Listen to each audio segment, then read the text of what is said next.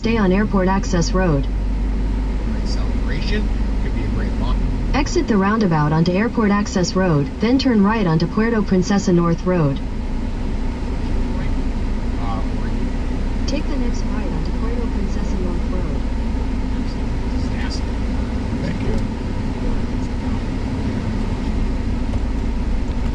Do you think we should game day show will be in Oxen, Mississippi? I think, it all depends on the matchup, but I think there's a really good chance of Cincinnati and particularly probably also where they're going to wind up. But the caveat might be, if they wind up 5 or 6, they wind up in one of those spots that maybe the matchup doesn't quite there. It's not sure. What is it? They're 7? Yeah, I think they're. Oh, yeah, this is ahead of them. Where's Texas A&M going to fall? How's that all going to shake out? We'll get a good. All right, this is going to be fun. In 500 meters, turn right onto Westcomb Road. Compelling theater, if that's the case, even for Friday night. Interesting signs. Sign it. Oh man, that guy's gonna be busy. And the thing is, and we Oh yeah, these people are not going to love me in the way I'm driving around here. The bikes.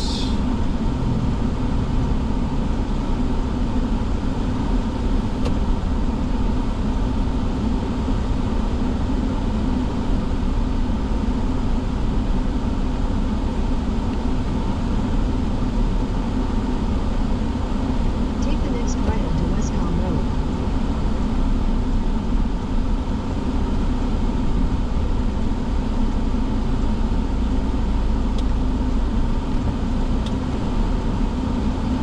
They're paid for the broken roads. In 600 meters, turn left onto Uvalde Street.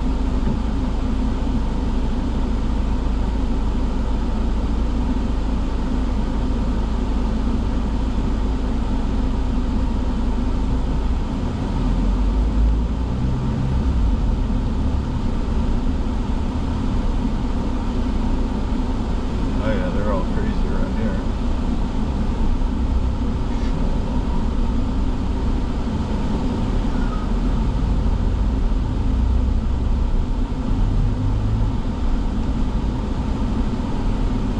Why the hell did I have to go this way? That's interesting. To drive through. Huh. Should've brought my,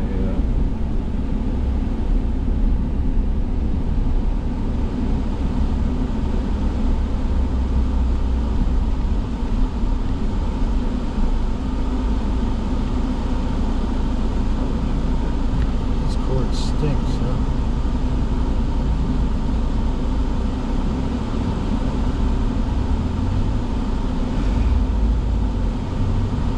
Yeah. Be aggressive. Be aggressive. Be aggressive. Be aggressive. That's right. Sing the song.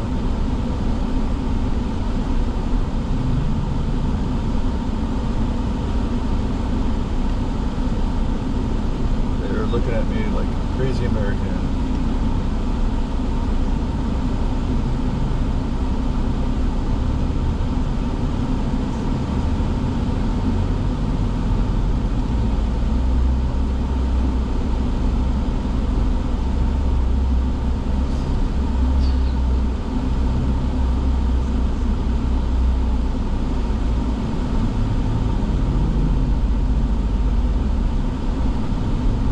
Take the next left onto Uvalde Street. What the heck is... What? There is no street here. Yeah, we're going... Is this seriously a street? It's a street, okay. Thank you. Oops. Didn't make the turn. In 400 meters, turn left onto Puerto Road. Got on a camera. Got the horrible turn on camera.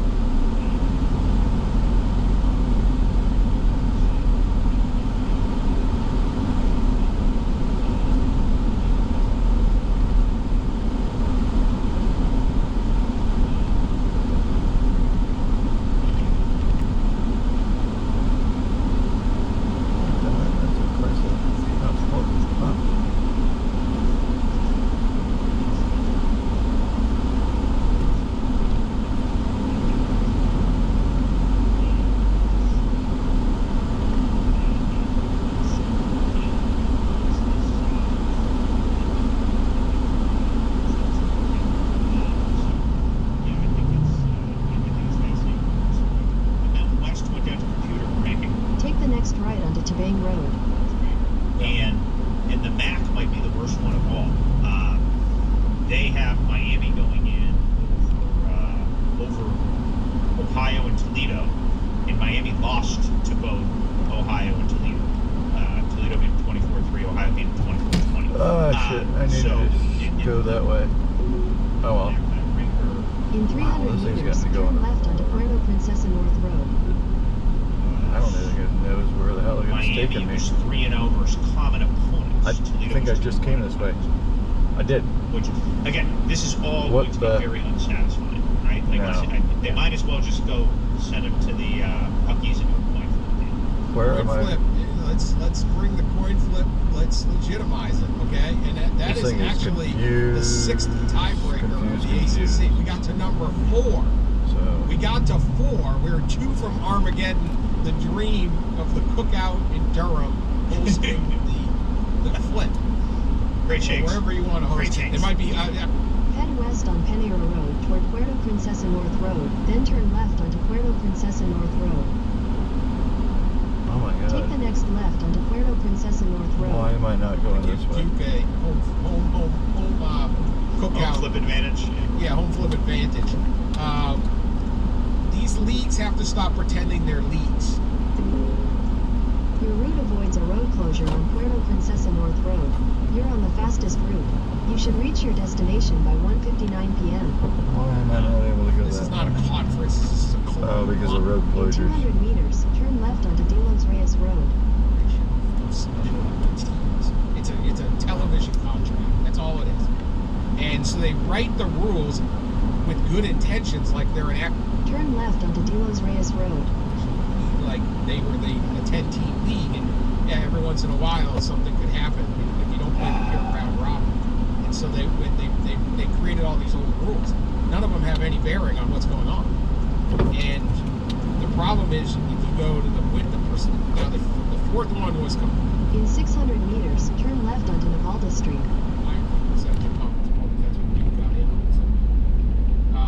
The 5th was a computer ring. So they need to move the computer ranking thing up because I just think this is what is the purpose of the ACC's job should be get as many teams into the playoff as possible, get your best teams into the conference championship game. This didn't determine it, and I think all of these things can do it. But if you're going to go to the coin flip, the problem with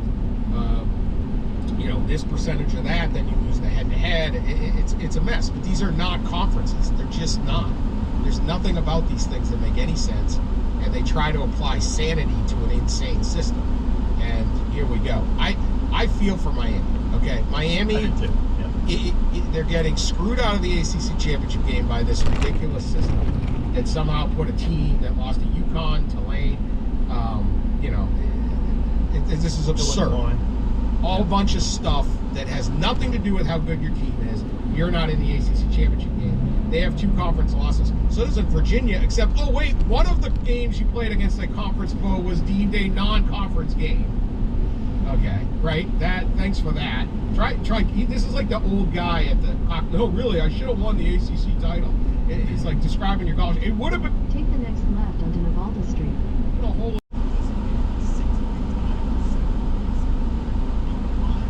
Me.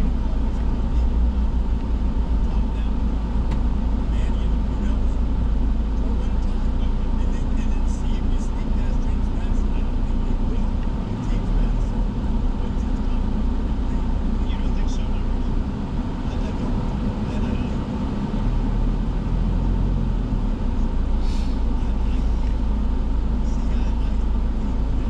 not saying it's right, but I'm not saying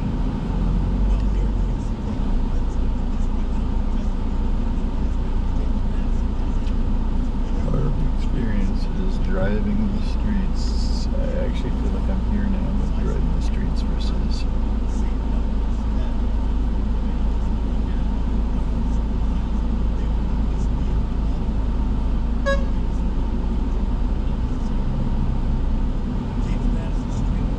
Jalebi. Never eaten a one.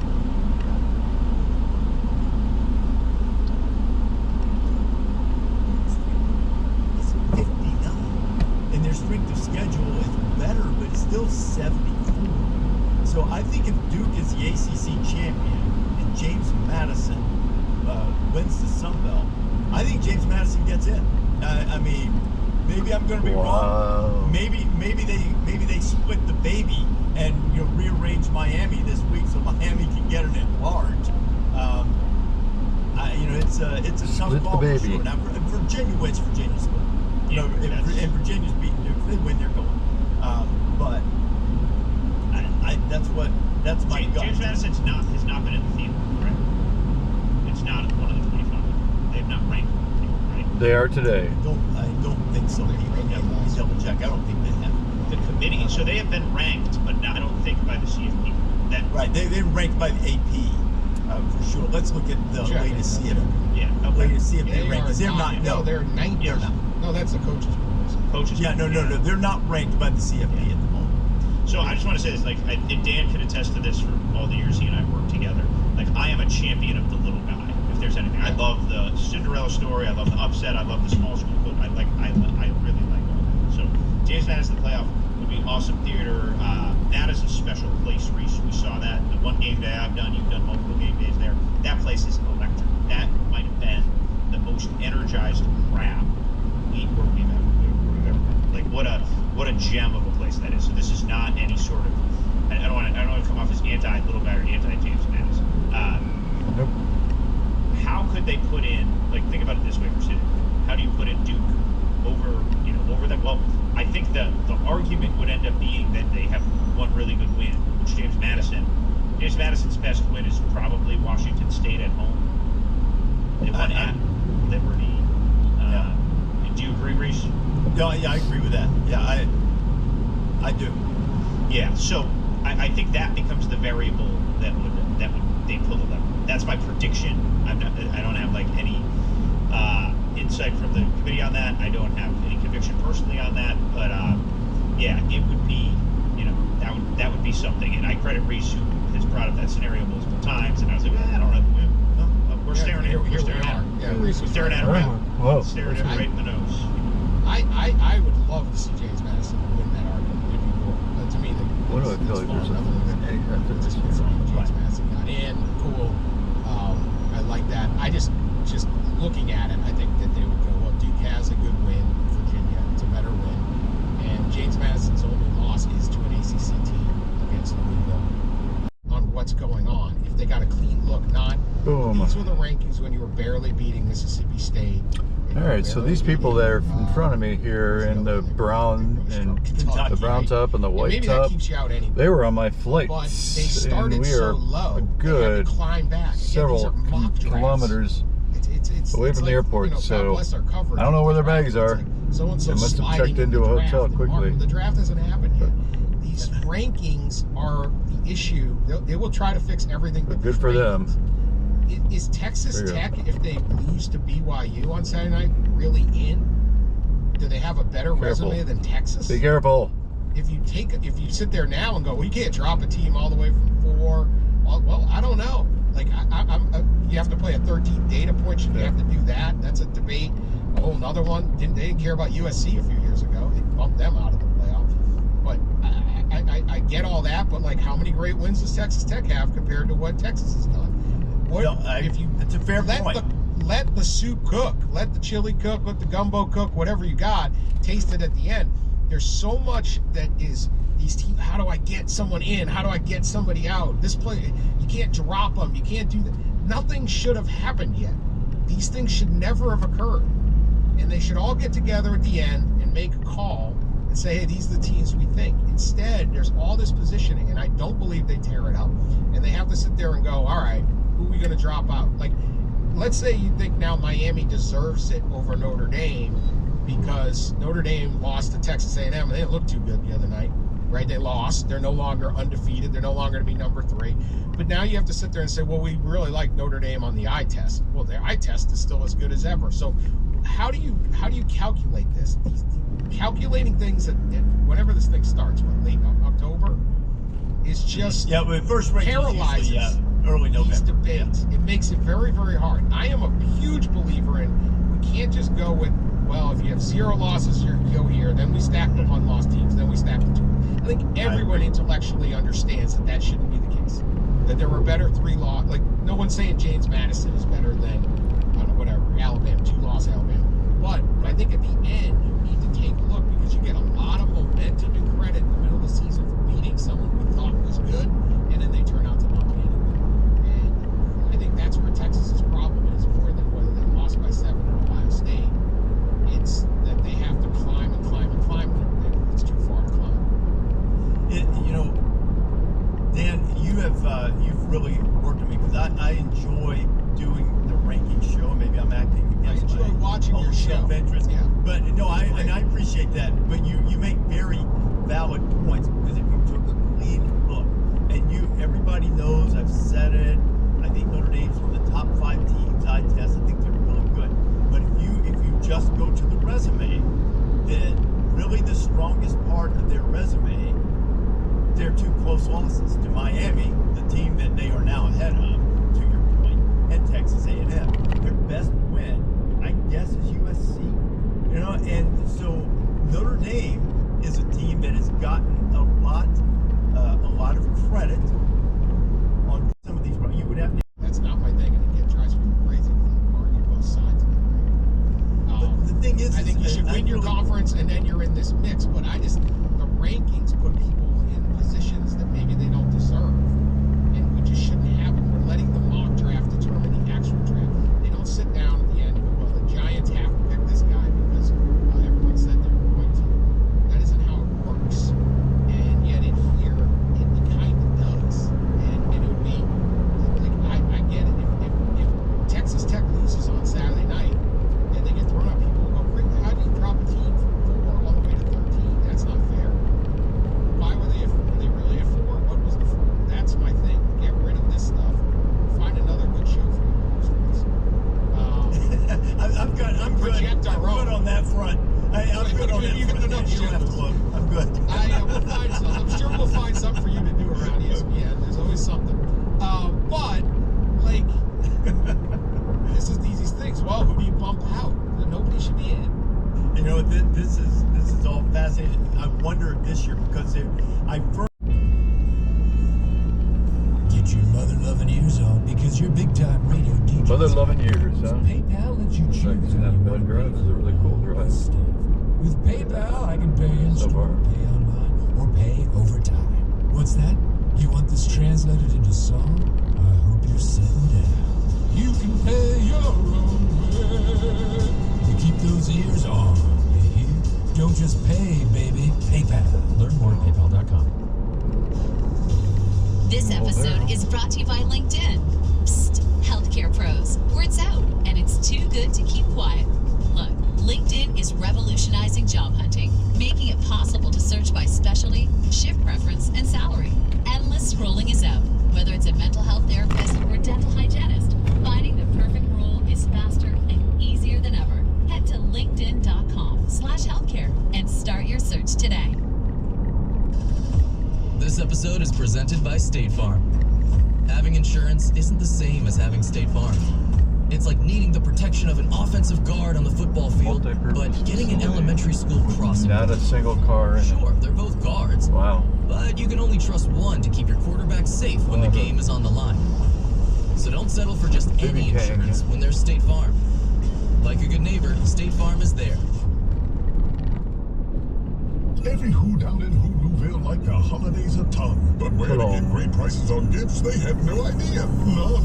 They searched and they searched for great gifts under $25. Gifts for spouses and friends and even their toddlers. When suddenly one who shouted, Walmart has what you want, knowing they have Lego, Tree Hut, and no prices to float. So they enjoy the holiday season as who's often do. Cheering and shouting, Walmart has incredible gifts. Hulu?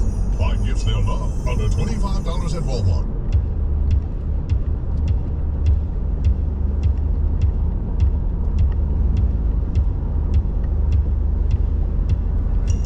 Taylor, put it on the poll. Is Ryan Day having a better season this season or last season? Which one? I felt so good for him, Bear, because now he can check off all the boxes. He can sleep like a baby. we finally beat Michigan? I think that poll would probably be the answer. Yes, 100%. Especially in the state of Ohio right now. Yes. You can see the release, the joy, the anxiety, everything kind of exhaled with that performance on Saturday. But yeah, I mean, defending national champ, we finally beat Michigan, and no one. I don't want to say nobody's going to care if they happen to not repeat, but I think if you tell Ohio State fans that you won the national championship last year, you beat Michigan this year, you're number one or whatever going into the playoff this year, and maybe you don't repeat, I think he's okay with that. He has house money the rest of the season, right? It's house money for him? Right. Okay. Also put this on the poll, Taylor. Do you believe Lane Kiffin when he says God told him to go to Baton Rouge? You think he has a direct line? God told him to go to Baton Rouge. Bear, what'd you make of this? With it shouldn't be surprising to anyone that he left Mississippi, took the job at LSU. There is ego involved there. That is a job that I think Lane Kiffin sees himself. He's worked very, very hard kind of on the rehab tour after USC to get himself into a position where he would be a candidate and the lead candidate for a job like this. So it's not shocking to me that he took the job. It's also not shocking that Ole Miss will not allow him to coach in the playoff. They shouldn't. So what'd you make of this entire I'm situation? sorry. I've just got God telling Lane, dude, I've gotten you so many fucking great jobs already. You need another one? Well, there was the one at taking your FAU. calls, man. I need you to go take that Raising Cane's money right now. And I'm a big fan of the chicken tenders. Yes. The G in God stands for gumbo. Taylor, put that on the poll. Wow, I like it. What you said is pretty much everything that, like, people again can't comprehend and put two separate thoughts together, and they both can't be right. He did pretty much what any college head coach On the would wrong do. side of the road. And the biggest issue that I had with everything was this thought of, like, people like pounding the table for him to be able to coach, and they called, you're going to coach the team that you just see, I'm leaving you, but I'm going to coach, and then all throughout it, I'm going to kind of plant the seed in the locker room, maybe I want to take you with me to LSU. Like, that was the biggest issue I had in all of this, was just the thought that Ole Miss was going to let him coach. And That's why, see, to me, I just thought, hey, let's just ride this to the end. We'll all have one story we can tell together. We won a national championship on his way out the door, but instead it's, he's just going to poke people to LSU. But is it the only bit of leverage they had was the fact that they were already in the playoffs, and does Lane want to finish this off? You can't let Lane go into an SEC school in LSU. So the question is, do I want to drive 4 hours like this up to LSU? And here's the deal, and this is a just throwing this out there now. We all know what happened in Florida State a couple years ago when George Travis had that gruesome injury, and the committee had an opening to leave them out when Alabama won the SEC championship and Texas had beaten Alabama, so you kind of had to take both of them. What is different about, like, this situation? I know it's not players involved, but gone now are the head coach, who's an offensive guy, offensive coordinator Charlie West Jr., co-offensive coordinator, wide receivers coach, and you hire the defensive coordinator of the defense that is the worst defense by far of any of these college football playoff contenders. And that's like, who's running the offense? Like, GAs, consultants that you have on staff? Like, how can you possibly put together a great offensive plan for a potential playoff game? I don't think the committee is going to lead them out. Look, I applaud the AD not giving in and not just saying you're fired, because then they'd be on the hook for paying the money. And I also applaud him for saying, you know what? Goodbye. We're not letting you coach. You're trying to make us school look like the bad guy for not allowing you to coach. These opinions seem to be soaked in Kane's bias. I mean, no, absolutely. Give a hard time about that. Well, I got another one for you too. Like, what? Last year we heard about Miami shouldn't be in the playoffs because the defense was ass, and that was true. Like, they were the best offense in the country, and the defense was deer on this side of the road. Just noticed that. What's the difference with Oklahoma this year? A 10-2 team. That's a non-champion. Non-champion. Offense is horrific. Yep. You guys is great. Yes.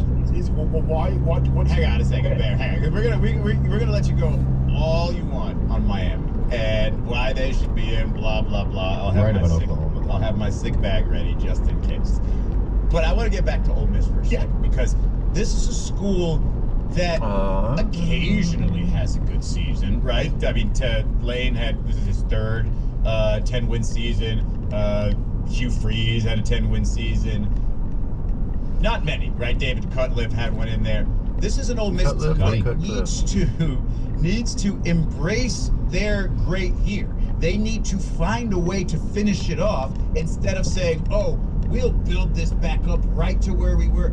There's no evidence that you're going to be able to do that. So why not go ahead and say, all right, Lane, take us to the finish line here. We know you're not going to be here. We know you're probably going to take some of our kids anyway, because it doesn't matter if you coach them in the last game or not. Let's go ahead and end this, whatever you want to call it, Cinderella story in a great way, and maybe we can use those vibes to continue our success as opposed to just cutting it off, guaranteeing, like you said, because there's so many other elements that are missing as well. And that's why I wanted to get out of that. Probably end the season pretty shittily, and then all of a sudden it's like, all right. Juggernaut, like the best you're going to get is possibly winning it this year, but we're talking about, well, we don't want to let Lane look like he took everything he wanted on the way out. He already took everything he wanted. He just got $12 million a year from LSU, but we're not going to let him coach maybe our only chance at a championship for the next decade, depending on, you know, how many coaching cycles you go through. And let's be honest, the defensive coach is not going to be the guy.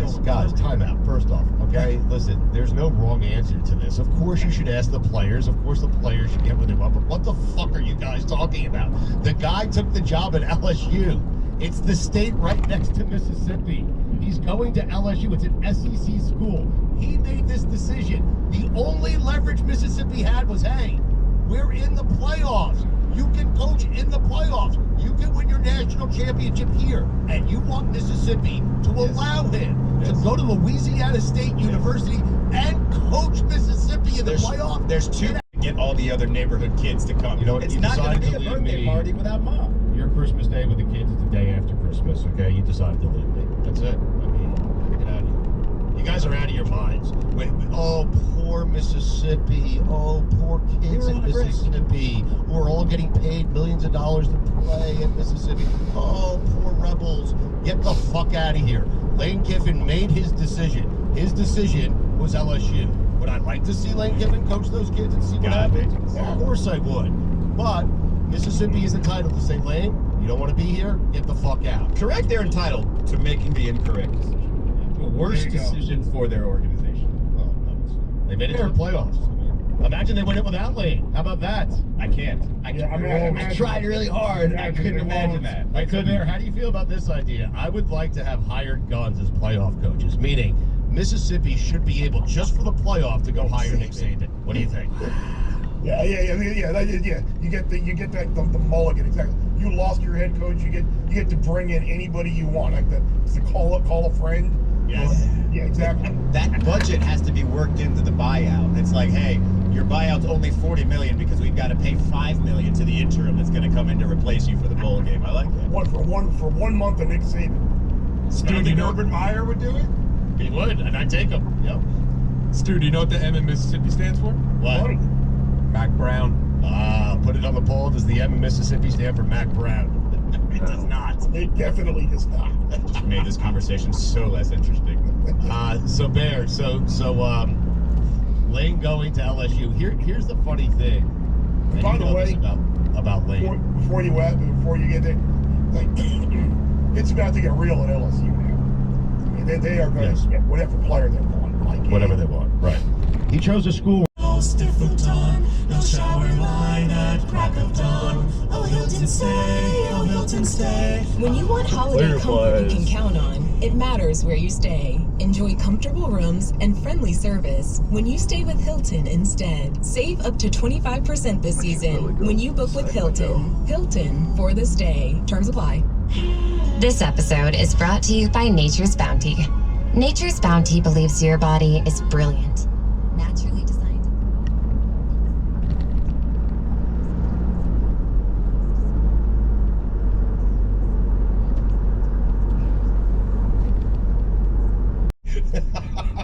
be amazing. Schools. I think he would. I spoke to God again. Take How the about second this right. for school zones? It's a brilliant idea.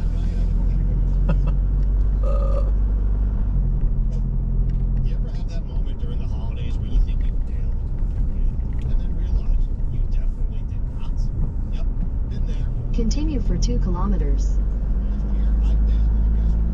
The hot steaks instead, and let me tell you, that was the first time my family texted me before opening products, just to say how excited they were. Whether you were sending an unforgettable gift or treating yourself to everyday perfection, all the hot steaks deliver the world's best steak experience.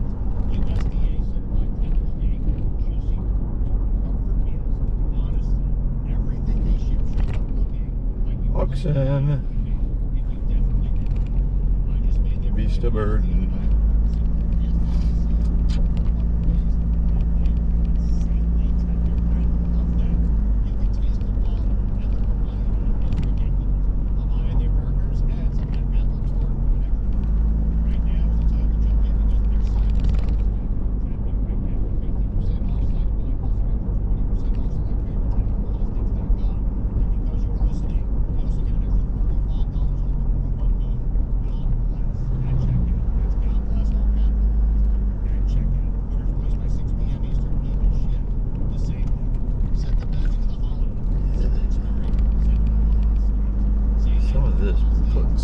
This definitely puts Queenstown to shame, Doug. Alright, coming up on a turn.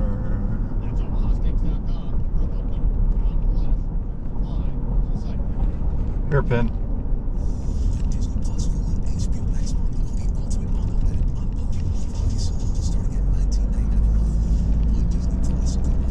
Organic farms, okay.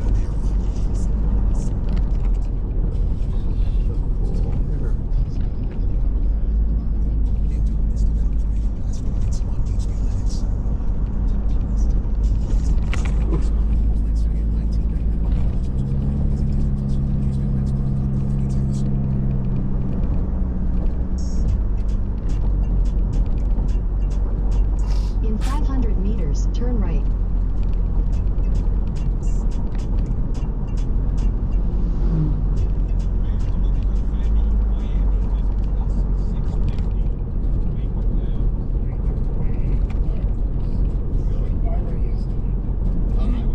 Take the next right. Mayor, I would tell you this: it's impossible if you're trying to gauge who the best teams in the country are, even if you're just doing a 10-team playoff. Okay, it'd be hard. Just if you've watched the game start to finish, it'd be hard. Continue for 30 kilometers. Me, if I'm part of that committee, not to select them. This is.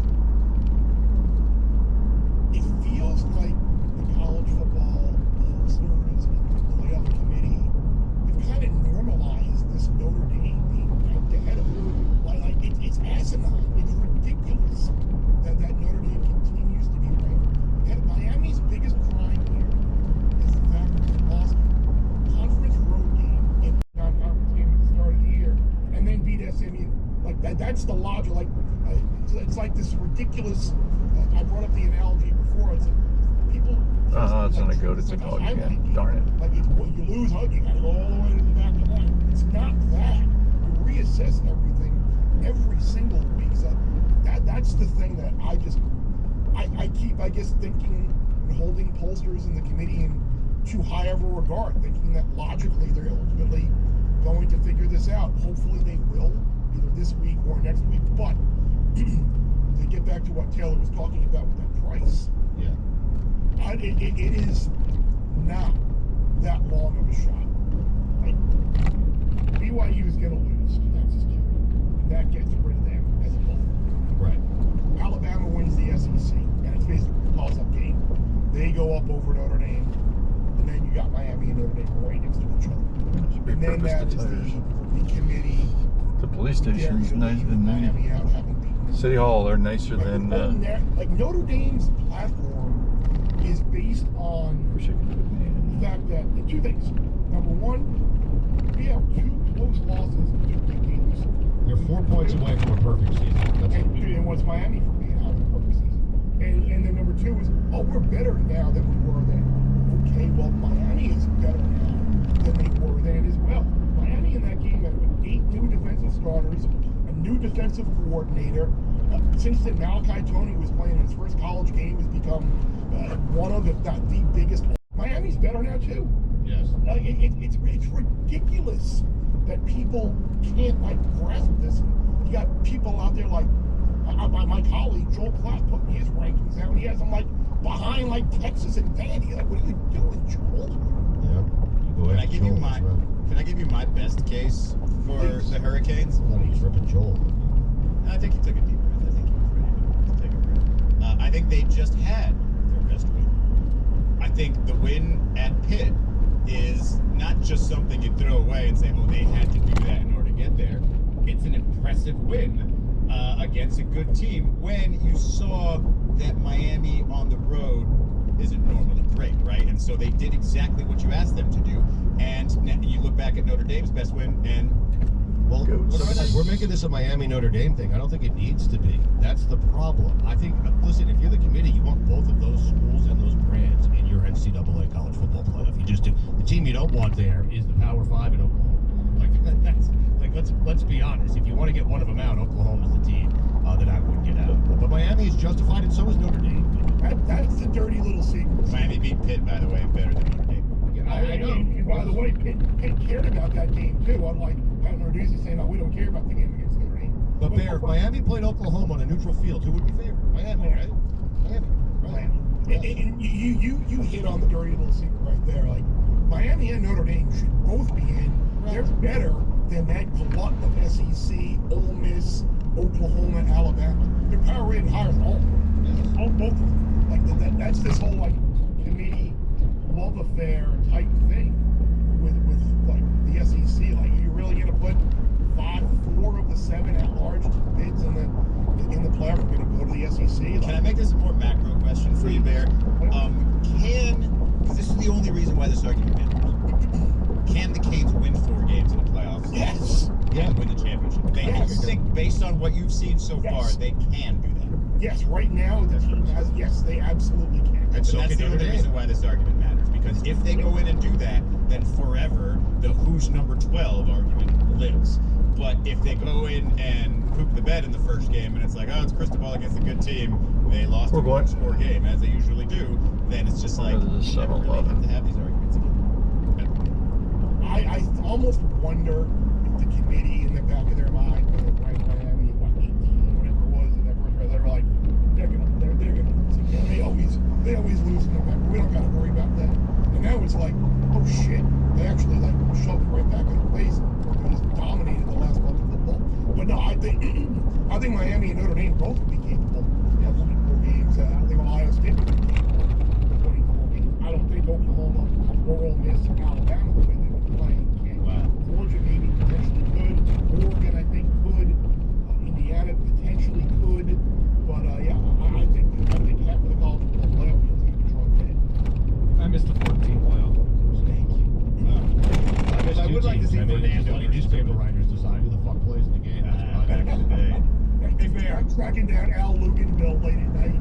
He gets a lot of coaches all Cody used to have so much power. I was there. Hey Bear, could Texas? No. You don't think they could? I don't think they belong in. I'm just wondering if you think they could go in and win. No chance. No, I don't. I don't think they're good enough. That was a win. Those are Americans. Small underdog against a team that A&M we haven't talked about. They have the win in South Bend as well. But people were always a little gun shy on the Aggies and weren't really willing to go all in on them because they didn't play a single team from the SEC with the winning conference record until they went to Austin and lost. Right. And that's one of the things with the playoff now. Conference expansion is just destroyed it from how are you going to compare Team A to Team B and Team C because these schedules are so imbalanced. I mean, look at Virginia. Virginia didn't play a team that had finished in the top 5 spots below them in the ACC, and now they're in the conference championship game. And these conferences are bigger than both the AFC and the NFC in the NFL, and they have 3 rounds of games to determine who the best team in the conference is. So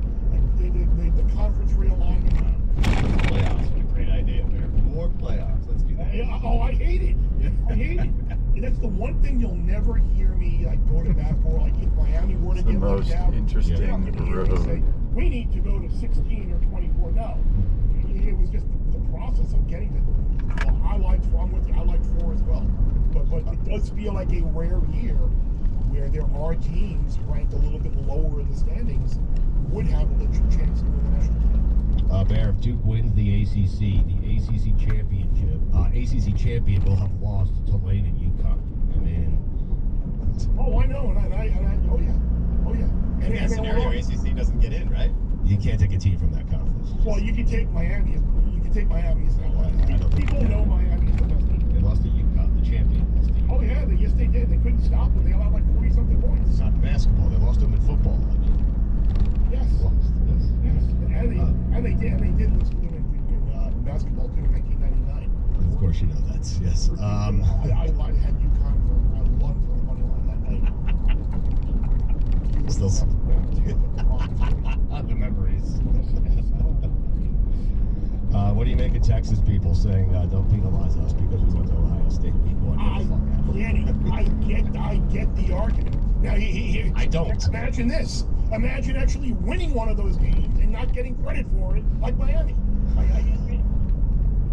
But look, Texas, how can you possibly have them ahead? You can't. You got blown out of Florida. Yes. Fish for me. Look, I get Sark's argument in the greater grand scheme of things where, hey, if we're going to be penalized for taking and losing a game like this, why are we going to bother playing them? And I get that point of view, and that's something that the sport is going to have to address and take into account. But don't lose to Florida in a pretty much non. I just drove on roads that put because I feel like we're just shitting on other Drive teams. to shame. That needs to be in there. I think Oregon. I released my power rating. I will send it when I edit the video. I will I send got Ohio State 1, Indiana 2, Oregon 3, Texas Tech 4. Right. How about that? Indiana's a weird team. It feels like no one thinks they can win the national championship. I don't think they can. And I know Izzy's in the bag there for Fernando Mendoza, but like so deep it's amazing that he's the Heisman favorite. Like, you look at some of his games against the better defenses they played. Like, Oh, yellow cab out this far. That's wild. I think that Diego Pavia has gotten a lot of run the last couple of days. But Love has gotten some run, but he had that unfortunate injury in the first half, and then they pulled him for safe support and all these reasons. I don't know. I didn't think Pavia had a chance before last week, and now he's gaining a lot of speed. Indiana plus 5.5 this weekend against Ohio State on FanDuel. I laid 3.5 FanDuel a couple of weeks ago when they were supposed to. Anticipating the line to go up, so. If you're the committee, you try to do this thing. But first off, the group of five, like, let's get rid of that. Okay, we need bigger brands. I don't need a James Madison. I don't need a Tulane, because one of those means less Miamis, less Oklahomas, less Notre Dames. Okay, so do you agree with that? By the way, like, enough with the small guy. Yeah, Okay, I get it. If we're looking at a team like Boise last year, who was a top 10 team, right, or some of the ECU teams in the past, and the Cincinnati team, like if you're a legit top 10 team and you've got to win, you've got a resume, but North Texas, right. Yeah, that's what I'm saying. You want to talk about teams who can't win 4 playoff games? All of those teams, right? Yeah, you can't give them an automatic spot. Right. It's just there has to be, if there's a threshold of qualification for all of the other teams, there should be a threshold of qualification for those teams too. I would have so much fun. No one wants to see Tulane is a 21-point under the Oxen. It's like you need right there. Yes. You know what I need? I need less Fernando Mendoza hate. This Diego Pavia that you seem to love for the Heisman, 149 total yards against Missouri. Total yards, that includes rushing against Missouri. He had another stinker, 160 yards against LSU, and that's not a great defense. The larger point is he's no great player in college. Fernando Mendoza hatred coming out of the bear over there. But believe me, I am not a Diego Pavia fan. It sounded like it. I'm just like, I can have a personal opinion on someone and a family, and I can have a legitimate, neutral, covering the sport opinion. someone that as a player and his impact on this. Well, Fernando's my family, so please stop taking shots. He's had a great year. There, you're happy now. Jesus Christ. Bill Connolly put out Heisman year, I would say. Bill Connolly put out a couple of numbers in his recent column to kind of make the case that Mendoza's season hasn't necessarily. What was he? Was it 11 to 27 the other night against? Now I'm gonna have to hate on this Bill Connolly person. You guys are making this difficult. Sorry. Who are you rooting for this weekend, Ben? Bill Connolly, ESPN, SB+. Who are you rooting for? Who do Canes fans need to be rooting for this week? They need to root for Alabama to lose to Georgia, right? We're rooting for Alabama and Texas. BYU. We're rooting for Alabama and Texas Tech. Right. It's unfair what you did to BYU, by the way. You just assume they're going to lose to Texas Tech. 20 kilometers. Why? Because they got their ass kicked in the first meeting. That game could have been a lot worse than 29-7. Tech had like 3 field goals of like 30 yards or short. It was bad. That had like 240 yards in the game. That game was not going to be. That game will not be trying to line the road. And Stu, last week we said, what do Canes fans need to root for? Coming through and not here. only did I think every result go against Canes fans, we didn't even consider Cal upsetting SMU. Oh my God! Right? I sent. Full disclosure. Oh wow! I sent Stu and Mikey my picks last week. What was one of the picks on there? Yep. Al plus 13.5. Yep, he did. JKS. JKS is going to be on a playoff team next year. Yeah, maybe one in South Florida. He did have that. He had Cal plus 13.5. Yeah. FAU. He had Miami minus 7. That was a cover. Yep. LSU plus 10. Did that cover? Yes, they should have won the game. Oklahoma State plus 14. Cover. UCF plus 17. It led 14-0 as a 16-point dog. It didn't cover. Nope. Didn't cover. And then Wyoming took a 7-0 lead. Didn't score the rest of the game. Okay, so you had 2 losses. And by the way, Fernando Mendoza was 8 of 15 for 117 and 2 tutties. They won the game 56-3 against Purdue. Allow me, Bear. You know what the F in Fernando Mendoza stands for? Fuck you. The entirety of this week toward the committee to try to get themselves into this college football playoff, as the committee will give us their playoff after we get the conference championship games this weekend. By the way, speaking of conference championship games, on Fox, 8 p.m. Eastern, we've got the Big Ten Championship, number 1 versus number 2, Ohio State and Indiana. Gus, Jenny, and I will be on the call. I cannot wait for that game, so make sure coverage begins at 6:30 p.m. Game at 8 p.m. That's going to be incredible. It's the first conference championship game that's been a 1 versus 2 since the old Florida-Alabama days with Tebow and Saban and Urban. So I cannot wait for that game. It's going to be absolutely phenomenal. Again, that's on Saturday night. We'll get to that later on in the week. Obviously, my thoughts on the game as Ohio State took it to Michigan, that's all coming up. But before we get into that, just remember, please, if you would, subscribe to the show on YouTube. That would help us out. Leave a comment down below. We'd appreciate that. Like the show as well. That always helps. And then wherever you're listening to your podcasts, if you would just rate and review us, that would really help. Invite a friend. I know all of you were with friends and family during the course of the weekend over Thanksgiving, and I hope you had a safe and happy Thanksgiving. But, throw out a little suggestion. Hey, if you like college football, check out this show. And then on social media, all of our content is out there. You can enjoy it all week long in shorter form. At Joel Klatt Show is where you can find Canadian us. flag All right, up here we there go. on that house. Let's get into everything from rivalry weekend, everything going on in college football. I loved it. This is an incredible show to get into because coming off the heels of the game, I got to tell you, that is just an absolute bucket list, pinch me, style of game. Getting to broadcast that game is special. And in particular, this one, with everything that was on the line, Ohio State had their win streak on the line. Obviously, they're number 1 in the country coming off the national championship, trying to end the 4-game skid to their rival, the Michigan Wolverines. Meanwhile, Michigan at 9-2 felt like a win over the number 1 team in the country was going to propel them towards an argument for the playoff, and I don't think that they were wrong. So everything was on the line. The hype was incredible. The energy in the building was incredible in the big house on Saturday. And Ohio State absolutely dominated that game. When you look at that game early, it felt like, holy cow, Michigan's going to do this again. In the first basically 5.5 minutes, really it was 5 minutes and 18 seconds of game time. We had Michigan hold the football for 5:03, get a pick, and kick 2 field goals, and they were up 6-0. And Ohio State was sitting over there. They had only run, 2-3 offensive snaps. They had held the ball for 16 seconds, something around there, of game time. And they're down 6-0, and you get the sense of, is it going to happen in the shoe? Well, they've rolled off 16 straight wins since that loss. They won a national championship. I believe that's now 7 ranked wins that they have. They have turned into a juggernaut.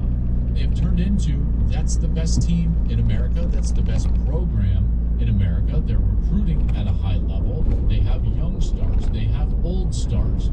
It's as deep a team as any out there, and there are no weaknesses. This is what I find so fascinating about Ohio State. In a year in which I think that we've been looking at all these teams across college football and finding weaknesses, there have now, I think, in my estimation, been none for Ohio State. Because even the ones that you could say early in the year, well, they don't run it great. Well, now they're running it really well. They're one of the best rushing teams in the Big Ten in the month of November, getting better every single week. They had a 20-play, 11-minute drive running it 16 times against Michigan. They can run the rock. And so for Day specifically, this man has turned them into a team that has answers everywhere, and they are resilient. And, you think about what he's dealt with, and that's been a lot, and it's been a lot of pressure. And he's very candid in saying he's got one job at Ohio State, and that job is to win every single game, and that's a tremendous amount of pressure. And specifically that game. He needed to win that game, and he did, and they won it on their terms. And in that 20-play drive, they basically just said, hey, we're going to have a Michigan-style drive right down your throat. And they did it. And that had to feel good for Ryan Day. And after everything that has transpired over the last 4 years, I will say this, even more specifically, the flag planting last year, everything that's gone on previous to that, the Day has been right in the center of. I think there was a lot of questions about what would happen at the end of the game. What would Ohio State's players do? What would Ryan Day do? What would the interactions be like? What would he say? And Ryan Day is as classy as anybody in college football. I can just tell you that hands down. I know him well, and this is Ryan Day with Jenny Taft after the game. Congratulations. 6 years. You've been waiting and working to celebrate this. How does it feel? I'm just happy for our players. They worked really hard. I'm happy for our coaches. They worked really, really hard, and we had a good energy this week. We had confidence coming in, and the guys played tough. They played physical. We won the line of scrimmage, and I'm just happy for our guys. There's so much emotion. We're still seeing it on display. What will it mean to you, to your family, and to your fan base to celebrate in Ohio tonight? Well, we're gonna win with humility, and I'm just happy for a lot of people right now. I can't name them all, but it means a lot. Man, there was a lot of things he could have said, and he chose to take the high road. I admire him for that. I really do. And it's time now to ask the question, is it the Buckeyes against the field? I know that Indiana is very good, and they're probably the other team that you would argue is the most complete team in the country outside of Ohio State, which is why I'm so excited to see that game on Saturday. So I don't want to shortchange the Indiana Hoosiers. I think that they're fantastic. But at the same time, Ohio State has proven now that you can ask the question, is it time to take Ohio State or the field in the college football playoff? Oh, yeah, you got to Ohio State. And with what they've shown and the complete nature with which they play, you might. They're really great in every single facet. They're great statistically. They're terrifically coached on film. They play with fantastic leverage. They're sound. And I tell you, they have answers everywhere. Answers everywhere. That's what makes them so tough to beat. Michigan, on that side, I think that was a pretty demoralizing game for that program because of the way that it happened. They have been built on physicality. That being said, I do want to say that it's an opportunity for that program because of their youth. It's an opportunity to say, like, that's the measuring stick, that's the bar, that's the standard. Just like Ohio State had to do when they got beat by the 23 version of Michigan, and they had to say to themselves, all right, if that's the standard, then where do we need to go?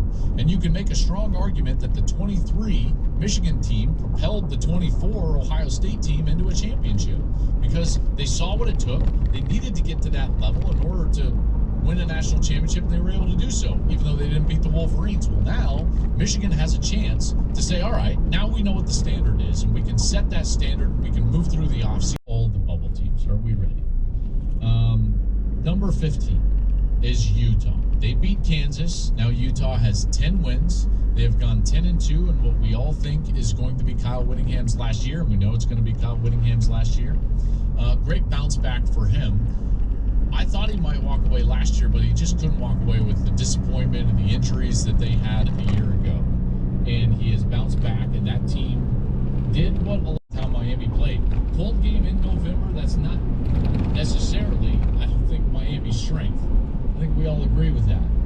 Mario Cristobal at Miami in November was 3-6 before that game. So it was a bad trend, and it's one of the reasons I picked What's that? Handle. Seems like they're a team that certainly should get consideration and strong consideration in the playoff. More thoughts on that in a bit. At number 12, I've got Texas. Biggest win of the weekend was Texas over Texas A&M. Monster win there. And now you can make the argument, as Texas A&M was undefeated, they were sitting inside of the top 5 in the college football playoff rankings, that was one of the better wins of the season. And you wouldn't be wrong. And now Texas is sitting there, and they're going to make strong arguments, and they're going to be politicking, and rightly so, because of the position they put themselves in. Now, they're a 9-3, and there is some hair on that resume, namely the loss to Florida, the close wins to Kentucky and Mississippi State. That's a Kentucky team that just got slammed by Louisville, and now just on Sunday night, fired Mark Stoops. So those don't look great. So again, it's not a perfect resume, but they certainly have some things that they can point to, and they will. And rightly so. This was Sark after the game talking about his resume and his team's chances to the playoff.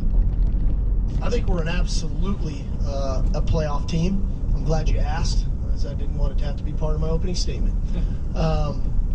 There's a couple things in here that to me are really telling stats, okay? We're the first team since the 2019 national champion LSU team to beat 3 top 10 ranked teams in the same season during the regular season. So let's just chew on that for a second. There's been a lot of great football teams that have played over the last 6 years, but we're the first team since LSU to beat 3 top 10 ranked teams in the same season during the regular season. Yeah. It's a hell of an argument. It's a great argument for Texas. And if I was Steve Sarkisian, I'd be making the same argument. You know, they've sent out, and rightly so, a bunch of stats to a lot of us. I got a whole packet.